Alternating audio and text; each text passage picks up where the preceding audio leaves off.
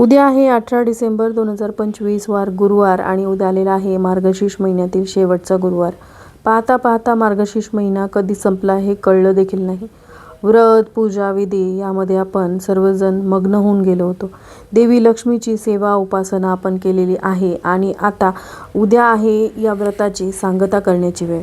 आता सांगता जी आहे ती ज्याप्रमाणे आपण व्रत नियमाप्रमाणे केलं अगदी त्याच प्रकारे उद्यापन देखील नियमाप्रमाणे केलं तरच त्या व्रताचं संपूर्ण फळ जे आहे ते आपल्याला मिळत असतं। त्यासाठी देखील शुभ मुहूर्त आणि राहुकाळ टाळणं आवश्यक आहे।